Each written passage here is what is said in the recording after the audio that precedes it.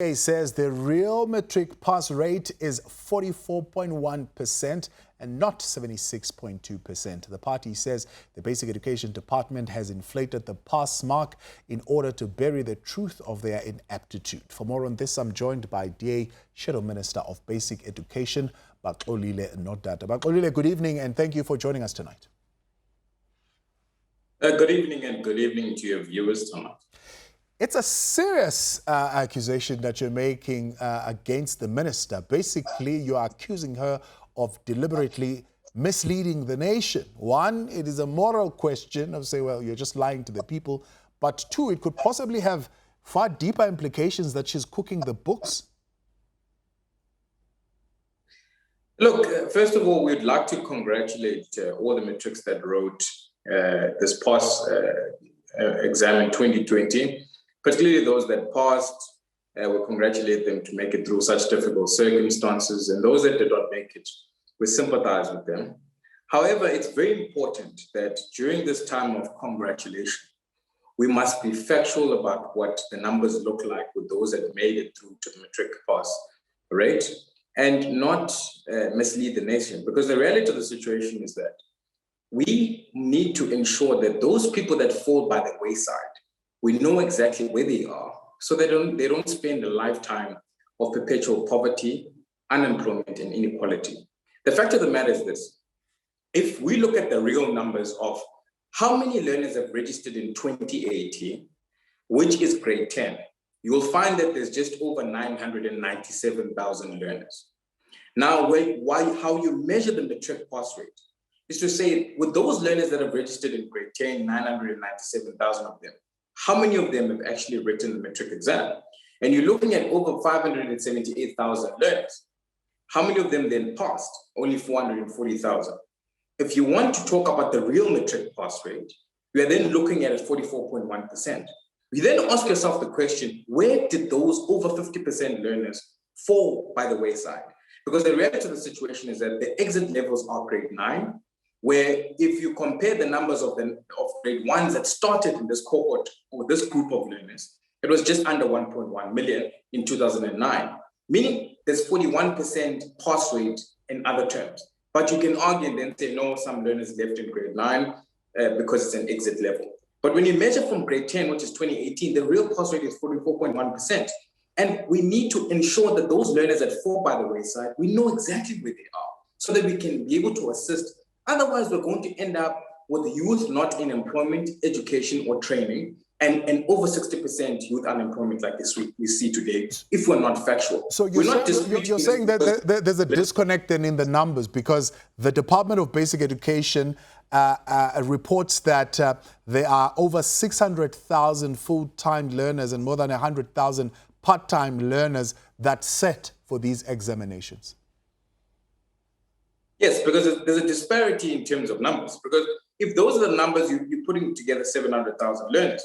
And the number of learners that have actually registered in 2018 that are in grade 10, you're talking about 997,000 learners. Now, there's a very big disconnect where you're talking about roughly about 300,000 learners that you cannot account for.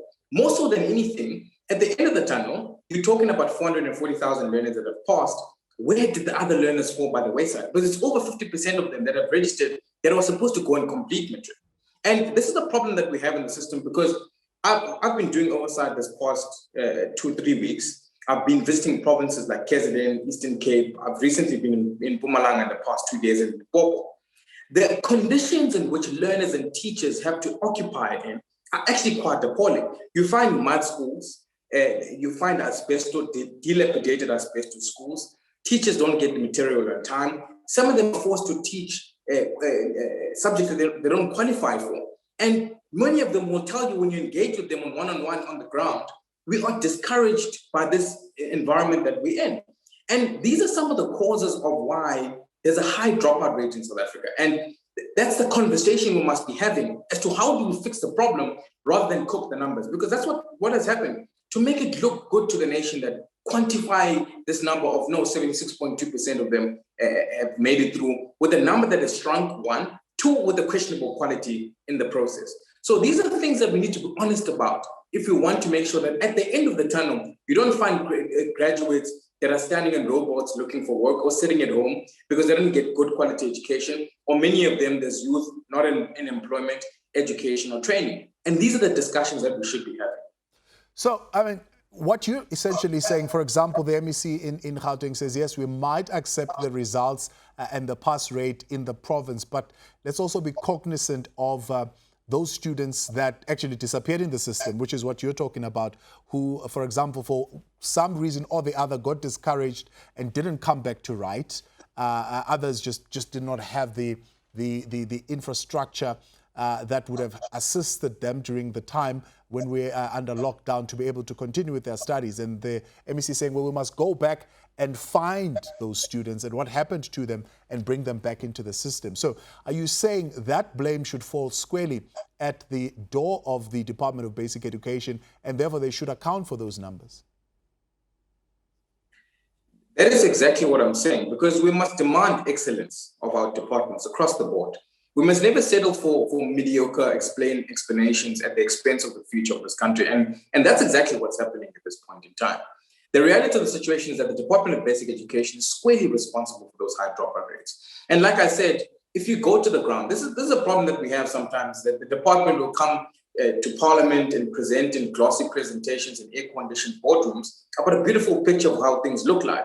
But when you go to the ground to Mpumalanga and you find that there are over 3,000 schools that still have pit toilets, but you've had a case like Michael Komapi who had died in a pit toilet, or you go to the Eastern Cape and you find that there are mud schools or an asbestos school that is the only non-fee paying school in Yugi called Iti Tabane, and these learners are actually forced to study under conditions where the Department of Environmental Affairs has deemed the environment actually unsafe and healthy for those particular learners. Or you go to Mpumalanga, where you find that the teachers that are there don't have the right equipment for maths and science in the labs that have already been built. Yet we want to talk about, no, we need to do coding, there's no computer labs, but the infrastructure that they're supposed to put in place for us to be able to achieve these quality outcomes is not there.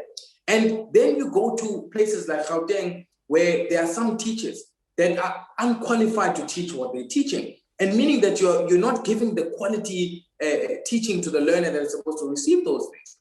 And these are the challenges that plague the system. These challenges did not come with COVID-19. These are systematic challenges that have been there, and they require the department to address them. Now, in your own assessment, there are 6 schools in South Africa that are critically underperforming, but your deeper analysis revealed that actually it's not just 6 schools, it's 12 underperforming schools in the country. How do you reach that? In fact, it's 18 schools that are 0% schools. And this is a report that we get on a yearly basis from the Director General of Basic Education. We as the DA will be visiting those schools to see what the issues are in those particular schools and how we can best help, so that we can take this information and put it at the doorstep of the Minister and the Department of Basic Education. There are 18 schools that are 0% pass schools. So these schools means that there's no matric that actually passed at all in these schools. And we need to look at what are the systematic challenges that have caused that, and how do we then best mitigate. And we need to be honest about these things. And that's why we are saying that the real pass rate is at 44.1%. There are systematic challenges. There are schools that are 0% passing schools. What are the issues there? How do we best intervene? We've put solutions forward to the minister. We will continue to do that. When we are being critical as the DA, we're not being critical because we're being political. We're being critical because we want to measure ourselves against a par of excellence and ensure that the future of this country actually is successful, learning under conducive learning environments, so that they're not confined to a lifetime of poverty, unemployment, and inequality. I, for one, went to a rural school in JSS. I've seen what it has done to many of my peers who are not so lucky to get scholarships to good schools. And the reality of the situation is that these are systematic challenges that we have to face head on, including these 0% pass schools that we have to go visit. So you're saying then you have made these suggestions. I mean, there are 3 things in essence, if I listen to what you're saying. One is the infrastructure, and COVID is not a part of it. Yes, COVID added to what was already there, but it's infrastructure. It is the lack of support for teachers, but also it is an overburdened curriculum. How do you say we fix these things? So first and foremost, when it comes to infrastructure, we need to make sure that when the country starts cutting budgets, they don't cut budgets first when it comes to school infrastructure. I'll tell you now, over 1 billion has been taken away just on basic education to go and bail out SAA in the last bailout. Secondly, you've got provinces like Gauteng who spend 431 billion on deep cleaning. That should be a shame. We should never be proud of that. Yeah. We must call it out. It's 430 million, just to be correct. Yes. Yeah. Yes. And thirdly, you've got a province like the Eastern Cape who has spent over 500 million, which is currently being investigated on overpriced PPE. And this type of money must be channeled to infrastructure. We must not be bailing out failing SOEs. We must not be spending money on overpriced PPE and all those other things. And this is just small examples that I'm making. Yeah. Secondly, when it comes to teacher support, because that's the second issue that we raised. Secondly, we must make sure that the teachers that are standing in front of learners are qualified to teach what they teach.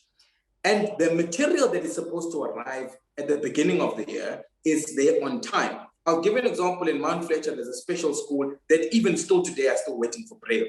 So these are basics that need to be done.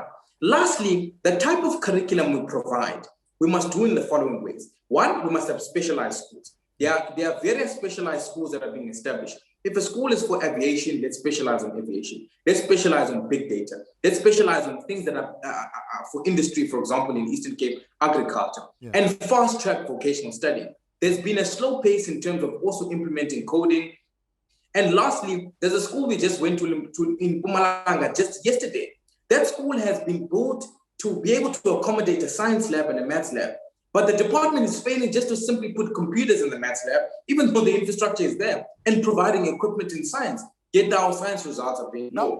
These are just basics that need to be done. I mean, you're talking about basics that need to be done, but the basics also become a little bit complex when you're saying you want qualified teachers. Qualified teachers will tell you, well, we qualified. We went to school and we qualified. We come at a price. You want specialized teachers. They are specialized because they went to school and they also come at a price. Yet you have a government that speaks of a teacher pay freeze. Do you think that is the right move considering what you're calling for? I think it's two ways. You can't look at it in a linear way. One, there are subjects, for example, that are basic, like English, Afrikaans, or Spedi, or Sindebele. You've got teachers that are supposed to be teaching that because they're qualified to teach that. Then you've got teachers that are either for maths or science, and there's a differentiation. So you've got technical maths or technical science. Teachers that are qualified, for example, to teach science, you are able to train them to be able to teach technical science or technical maths. So the freeze is twofold in the sense that it must be able to make financial sense for us to get the outcomes of quality, and where we can be able to get those teachers that are qualified and can be trained to provide specialized subjects in terms of training, we must be able to do that.